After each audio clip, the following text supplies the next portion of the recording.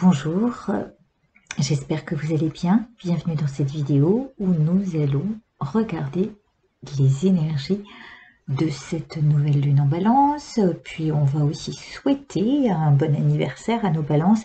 Et on va commencer par regarder ce ciel. Ce ciel un peu lourd, lourd en émotions.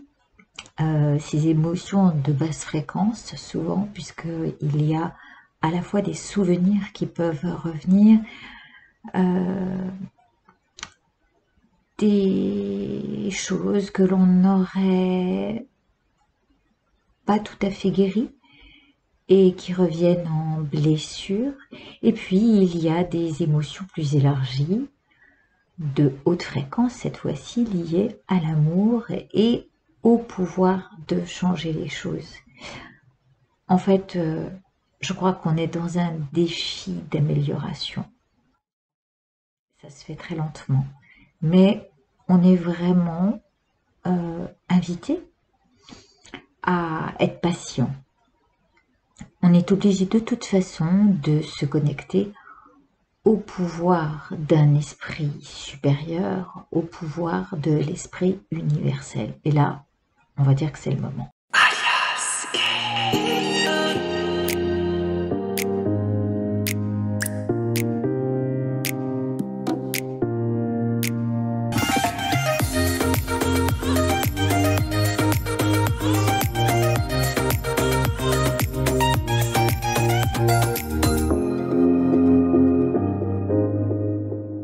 Voilà, nous allons poursuivre donc. Je regarde si j'ai tout ce qu'il faut. Oui. Ici, nous sommes donc en nouvelle lune en balance, dans l'axe du bélier, qui habituellement est plutôt spontané, fonceur, impétueux. Eh bien, on va essayer d'harmoniser tout ça, d'éviter donc nos emballements, parce que de toute façon, comme on le disait, on est plus dans la réflexion que dans le réflexe habituel. D'accord? On va commencer par regarder les énergies qui entourent la balance, celles qui entourent le bélier, enfin les énergies du bélier, et au milieu, on va mettre la carte qui est celle de la relation entre la balance et les autres, on va dire, mais dans cet axe du bélier. Qu'est-ce qu'elle a à nous insuffler et de quel côté la balance doit pencher pour que ça aille au mieux. Alors, on y va, je coupe.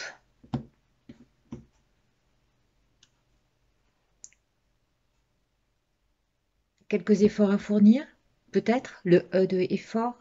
Hein, on marche, on entreprend, on élabore des plans.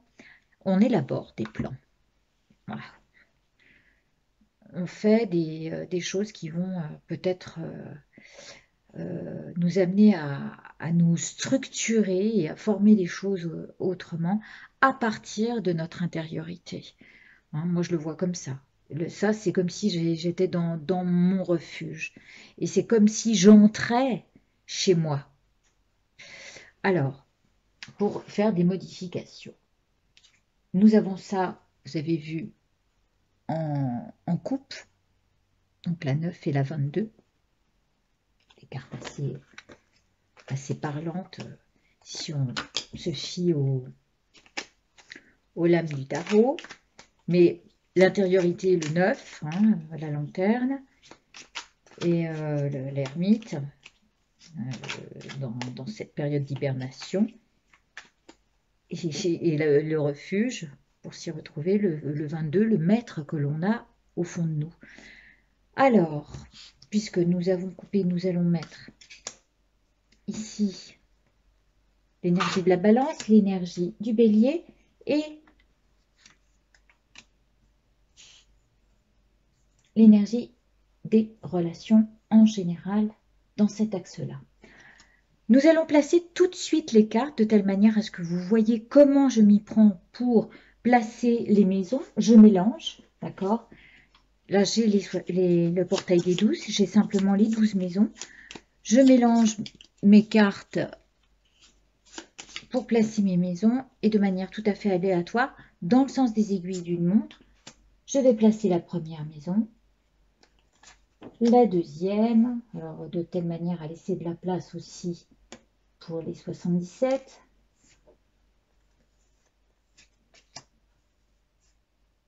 Je ne sais pas trop comment me prendre, je ne sais pas s'il y aura assez. 3, on verra après. 4, 5, 6, on va la mettre là. La sixième et la première, on va la mettre là. Comme ça, on aura plus de facilité à faire de la place pour le reste. Hop. Voilà, 6, 7. Est-ce que vous voyez tout? C'est parfait. 8, 9, 10. Qu'est-ce que j'ai fait? 1, 2, 3, 4, 5, 6, 7, 8. 1, 2, oui, je me suis un peu trompée. La sixième aurait dû venir là. Voilà, la septième. Oh, c'est pas bien grave. Enfin, vous avez vu, grosso modo, comment je m'y prenais. D'accord? Vous voyez bien? Ouais, super. Voilà, je suis contente, ça fonctionne, on dirait. Ce plan-là fonctionne, je m'y référerai les prochaines fois. Donc, voilà, on a les cartes ici de chaque maison et on va éclairer chaque maison avec 2 cartes. Alors là, peu importe, vous faites comme vous le sentez. Si vous avez envie de commencer par le bas, c'est vous qui voyez. Voilà. Là, vous assistez à tout. Je fais en sorte d'aller plus vite au moment du montage. Là, nous avons étalé toutes les cartes. Évidemment, ça ne ressemble plus du tout à un cercle. Mais c'est pas grave. Vous avez chaque maison avec les 77 qui entourent ces maisons, qui éclairent ces maisons-là. Je vais toutes les découvrir, mais par contre, je ne ferai pas une vidéo complète pour expliquer ou interpréter ce qui se passe dans ces maisons-là. Ce que je ferai, chaque jour, ou tous les 2 jours, ou tous les 3 jours, je posterai ce que donne la maison, on va dire 7 en balance, avec l'éclairage des 77 autour. Comme ça fera une vidéo moins longue et puis chaque jour, on pourra y voir peut-être un peu plus clair. Que nous dit la balance? Eh bien, la balance, là, elle tranche. Elle fait pas dans la douceur. Elle, apparemment, elle est plus en conflit avec ce qui se passe. Disons que c'est pas tout à fait harmonieux comme elle le voudrait. Et eh bien, où euh, elle va juger qu'il faut tout arrêter, ou il peut y avoir de vrais conflits, c'est-à-dire euh, des bagarres en justice, à faire tomber le glaive, quoi, si c'est le moment de trancher. Mais avec l'énergie de la balance, ça veut dire trancher de manière quand même du mieux qu'on puisse faire, de manière harmonieuse. Hein. On peut dire que là, ça peut être l'animalité du bélier qui ressort, mais en même temps, cette animalité qui a tendance à agir instinctivement, eh bien, on va lui dire, écoute, réfléchis avant de parler. Vous avez les cornes qui sont rattachées à la gueule du renard. Bah, là, il va falloir être un peu lourd,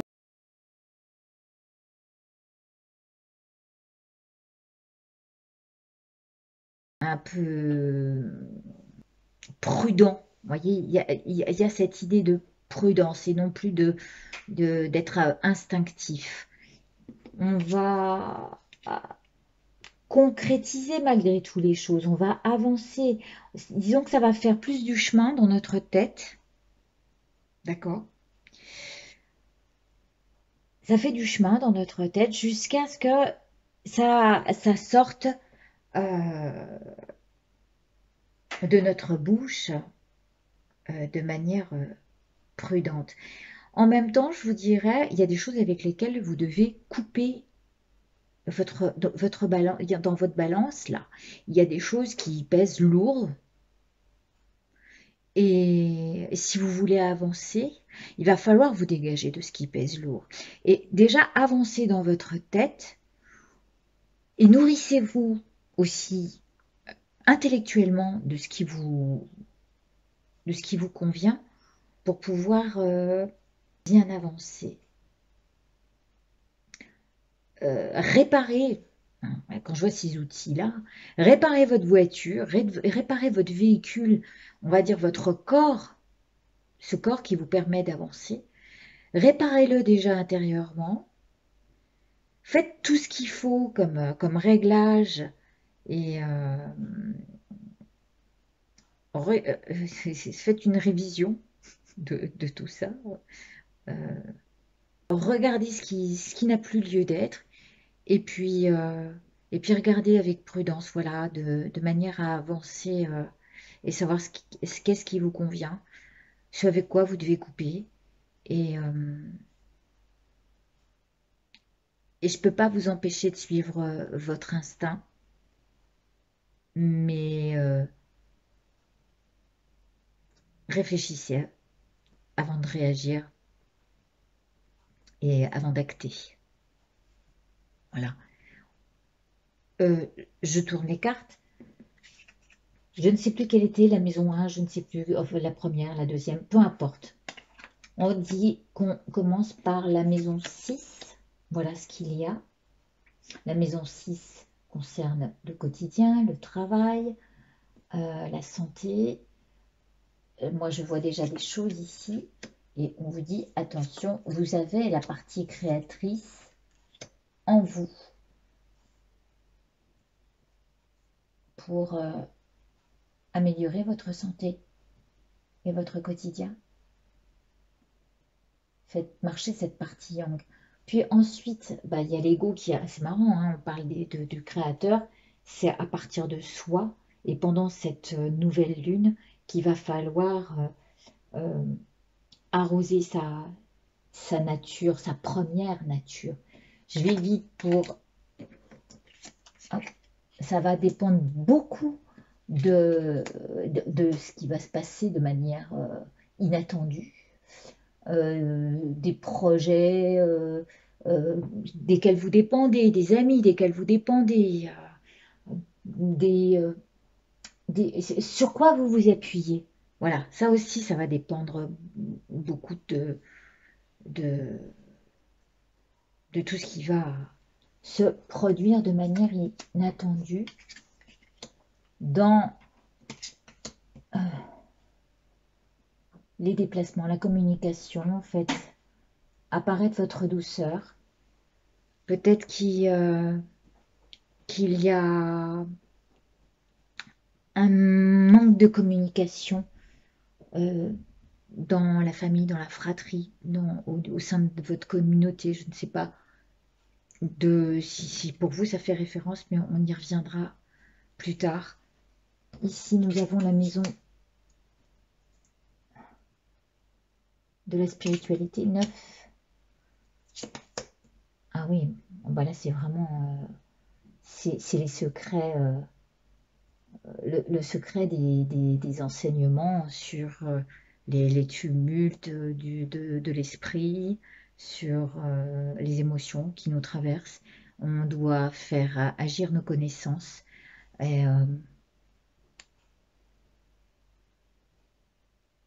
et, comme je le disais, divulguer ce qu'on a envie de,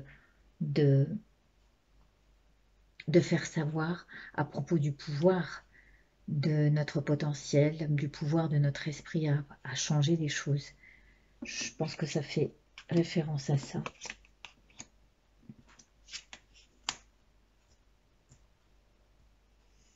Nous avons au foyer.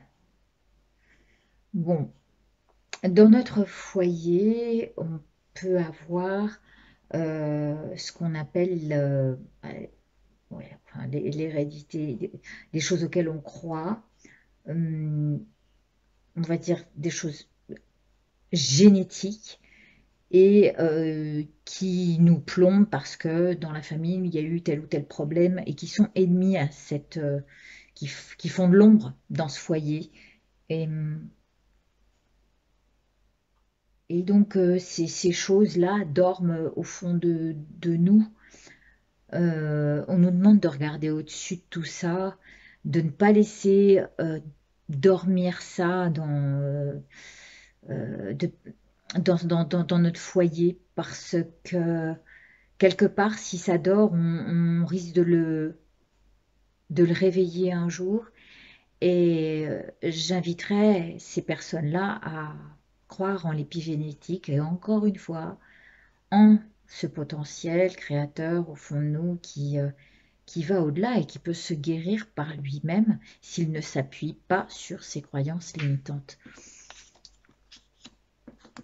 Voilà, ici on nous dit soyez créatifs, allez-y, regardez vers l'ailleurs, sortez de ce contexte de croyance où on a hérité de ça, voilà, c'est dans nos gènes, ça fait partie de nos racines, je ramène ça avec moi, c'est parce que on a souffert dans la famille que c'est ainsi, on a toujours été, j'en sais rien, moi je vous dis pauvre.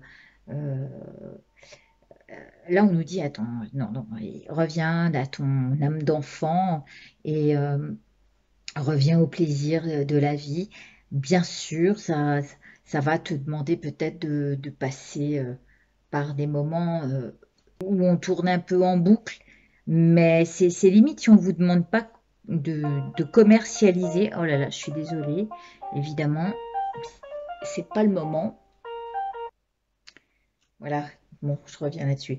Oui, je disais éventuellement s'il y a des choses que vous aviez euh, créées en étant jeune, ou eh bien peut-être qu'il faudrait reprendre ça et commercialiser vos talents. Croyez en vos dons. Essayez en tous les cas. Et prenez plaisir à faire ça. C'est un chemin qui demande un certain investissement, qui demande d'aller, d'oser, mais et surtout de s'accrocher. Ça, c'est impératif.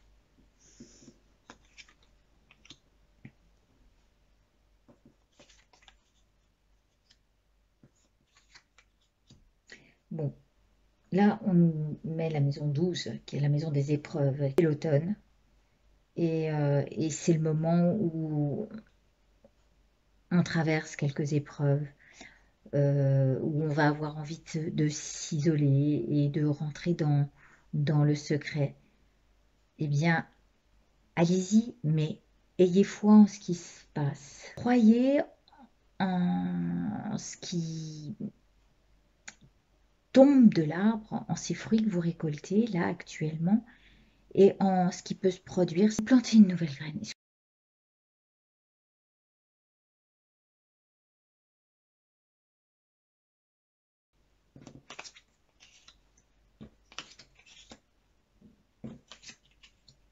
Ensuite, ici, nous avons la carrière qui apparaît, et cette carrière, elle est assez lumineuse si encore on s'accroche, d'accord?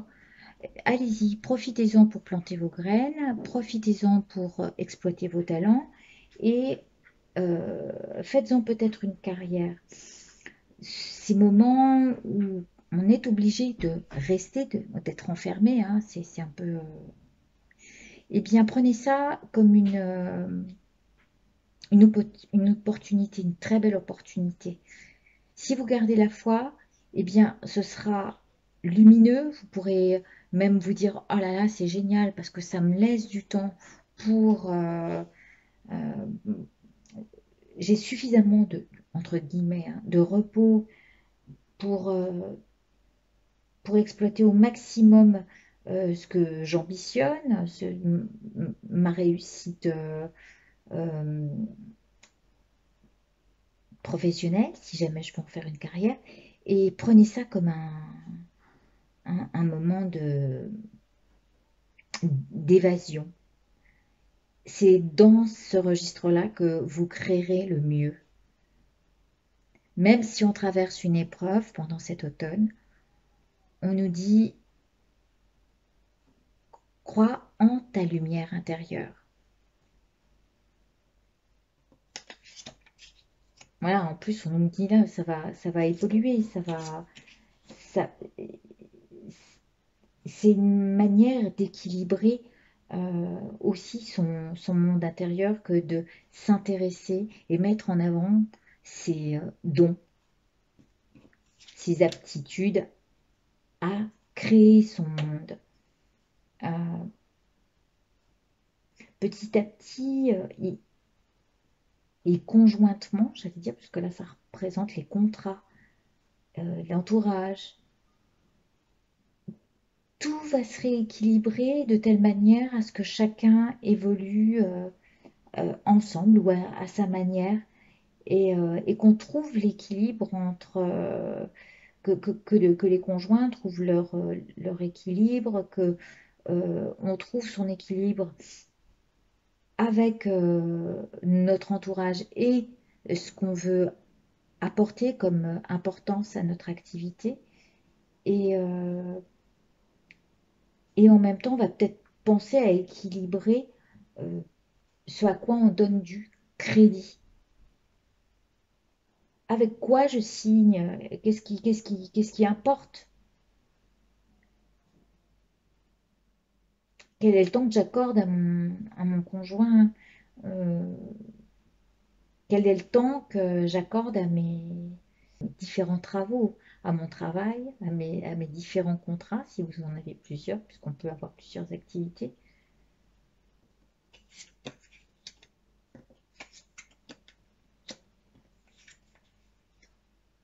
Au niveau relationnel, dans cette maison 2, ouais, il y a il y a des choses où il va y avoir de la... Ça va brasser, hein, ça va brasser. Ça peut être pour des histoires d'argent, pour des histoires de biens à défendre. Et là, on est la balance, hein, puisque c'est censé représenter Vénus ou la femme, eh bien, elle est pas dans son état naturel hein, ou habituel. Elle a vraiment envie de faire bouger les choses, de défendre ses biens, ou peut-être voilà, d'amener une faire péter le point. Hein. C'est comme si on avait envie de mettre un point d'honneur à ce qu'on défend pour faire avancer les choses. Mais je vous le rappelle, c'est quand même à partir de la réflexion, du retour sur soi, se faire peut-être violence aussi hein, intérieurement hein, pour,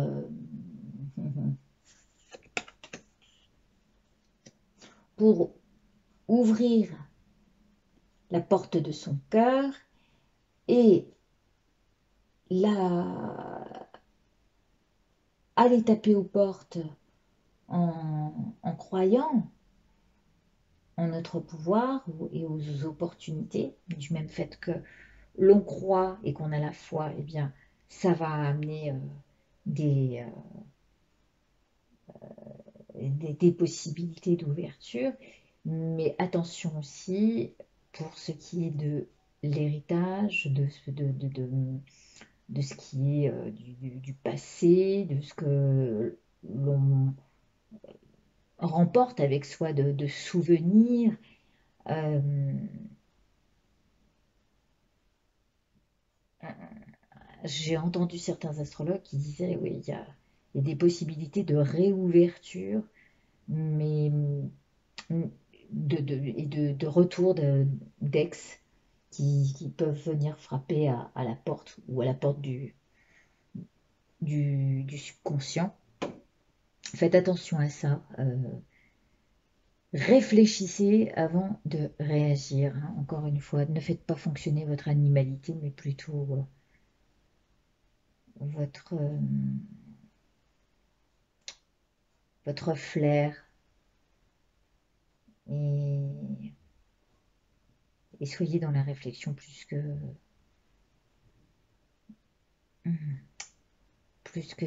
dans l'action. Peut-être laisser la porte fermée. La transformation, elle se fait au centre.